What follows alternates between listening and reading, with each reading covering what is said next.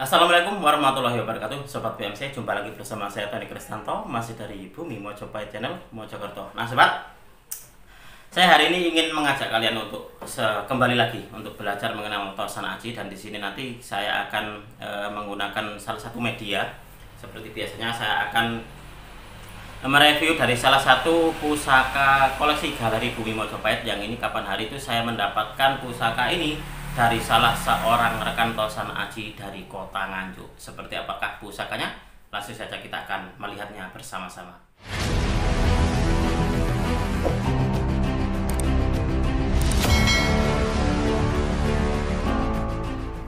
Nah oke sobat, kita langsung saja untuk melihat dari wujud pusakanya. Nah ini adalah salah satu pusaka yang saya dapatkan dari beliau, dari salah seorang rekan Tosan Aji yang ada di kota Nganjuk.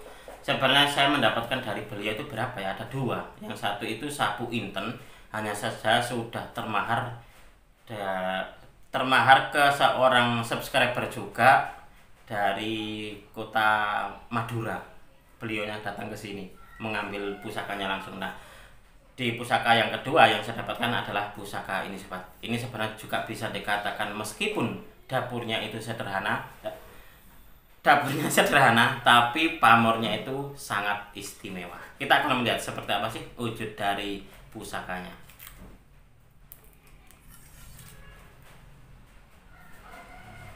Nah, ini sobat, ini adalah wujud dari pusakanya. Kalau kalian melihat di sini, sudah bisa menebak bahwasanya ini adalah dapur brojol karena memang dari ricikannya sangat-sangat sederhana sekali. Dia hanya garis lurus, lalu ada gandeknya lugas atau pol seperti ini, dan cuma ada pejetan. Ini adalah dapur brojol. Lalu mungkin Mas Tony bilang tadi, apa sih yang istimewa? Yang istimewa adalah dia ada di pamornya sobat. Ternyata di bagian sor-sorannya ini, nah di bagian sor-sorannya ini ada salah satu dari pamor yang cukup istimewa. Coba kalian amati di sini. Nah ini bisa juga disebut seperti kayak tunggul wulung, atau bisa juga seperti kayak kolocokro. Karena apa? Karena ini kan bulat, terus dia ada semacam kayak huruf X seperti ini. Dan di bagian ini, di bagian pamornya yang ini pun juga membentuk kayak seperti huruf X seperti itu. Nah ini sobat. Nah, lalu di bagian berumbangannya ini pun juga sebenarnya ada pamornya itu samar, memang seperti huruf X seperti itu. Nah ini.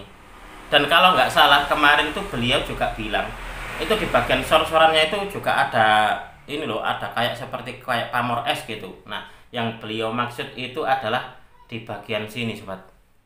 Nah bagian sini, hanya saja ini setelah saya warangkan gitu, akhirnya tidak begitu kentara dari pamor esnya. Nah, kalau di bagian atasnya ini kalau di dalam pengetahuan Tosan Aji saya, ini masuk di pamor Pulau Tirto yang ini sobat.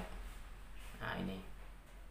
Tapi kalau untuk di bagian sor-sorannya ini, kalau menurut saya ini masuk di pamor Kolocokro. Nah seperti ini.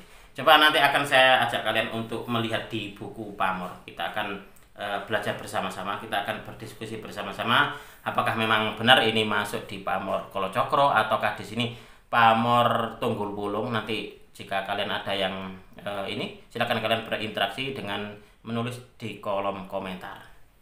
Oke, coba akan saya balik untuk kameranya biar kalian juga bisa melihat lebih detail tentang wujud dari pusakanya. Sebenarnya pusaka ini bisa dikatakan pusaka bagus karena dari pusakanya ini sobat, ini dia rabaknya sangat halus sekali. Nah seperti ini, sangat halus, dan ini juga bisa dikatakan pusaka yang istimewa. Ini menurut saya ada keistimewaannya di samping di balik dapurnya yang sederhana.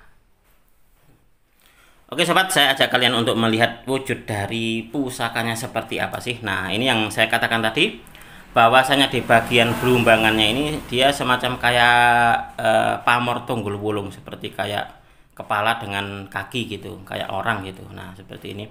Tapi kalau melihat di bagian sini sobat, nah bagian bulatan yang ini kok kayaknya saya melihat itu seperti kayak wajah ya. Dia ada matanya dua, lalu ini mulutnya. Nah apakah ini masuk di pamor Rojo Gundolo kira-kira? Nah, bagi kalian silahkan tulis di kolom komentar apakah ini masuk di Rojo Gundolo ataukah pamor Tunggul Wulung. Nah, ini kapan hari itu yang punya itu dia bilang di bagian sor-sorannya itu ada semacam kayak huruf S gitu Mas Tony katanya. Nah, di sini. Tapi setelah saya warangi akhirnya tidak begitu kentara sobat. Jadi tidak begitu kentara pamor S-nya ini. Nah, ini. Ini kalau dilihat kayak siluet memang seperti kayak orang memang ya. Ini di bagian ini adalah kepalanya dan di sini dia tubuhnya, lalu di sini dia kakinya. Memang seperti kayak Raja Gundala kalau di bagian sor-soran yang ini. Nah, tapi kalau di bagian baliknya sobat, ini semacam kayak huruf X gitu ya. Kalau di bagian sini. Nah, ini. Itulah kenapa saya menyebutnya di balik tampilan dapurnya yang sederhana, dia memiliki pamor yang cukup istimewa ini sobat. Nah, di bagian belumbangan yang ini kapan hari itu sebelum saya warangi itu memang ada pamor X-nya kecil ini. Nah, mungkin samar-samar terlihat, masih terlihat. Nah, di sini. Nah, ini di sini pamor kayak X, kayak Kolo Cokro, dan di bagian sini ini kayak Raja Gundala, dan di bagian belumbangan ini kok hampir mirip kayak di Tunggul Wulung. Tapi kalau untuk di bagian atas ini adalah kalau untuk saya masuk di pamor Pulo Tirto. Coba saya mengajak kalian semuanya untuk melihat di buku pamor sobat. Nah, di buku pamor jika kalian sudah punya buku pamor silakan dibuka. Coba saya ajak kalian untuk melihat di keterangan Pulo Tirto. Nah, seperti ini, seperti Waswutah, hanya gumpalan gambarnya terpisah agak berjauhan. Seperti bentuk pulau pada peta, tuahnya sama dengan pamor Waswutah. Nah, itu coba saya ajak kalian untuk melihat lagi di pamor Kolo Cokro sobat. Nah, di pamor Kolo Cokro dan juga nanti di pamor Raja Gundala mungkin ya. Nah, mana ya? Pamor Kolo Cokro. Nah, ini adalah pamor Kolo Cokro. Coba kalian amati, tergolong pamor langka untuk penguasaan wilayah, kekuasaan dan kewibawaan serta kepemimpinan. Baik dipakai oleh pemimpin masyarakat dan ada faktor penolak balak dan juga guna-guna. Nah, ini semacam kayak pamor X seperti itu. Lalu kita lanjutkan lagi sobat untuk melihat di pamor Raja Gundala. Nah, Raja Gundala seperti ini. Raja Gundala A, sebagian orang menyebut Gundala Raja, umumnya terletak di tengah sor-soran. Namun ada kalanya terletak agak ke tengah bilah keris, bentuknya mirip gambar makhluk yang menakutkan, kadang seperti perempuan, kadang seperti laki-laki atau juga hewan. Raja Gundala yang bertuah biasanya yang dari pamor Tiban dan bukan rekan. Nah, ini saya juga meyakini ini adalah pamor Tiban ini sobat, bukan pamor rekan. Jadi ini lebih ke Raja Gundala rekan. Nah, kalau di dalam keterangan buku pamor ini tuahnya lebih kuat yang Raja Gundala Tiban. Nah, seperti itu.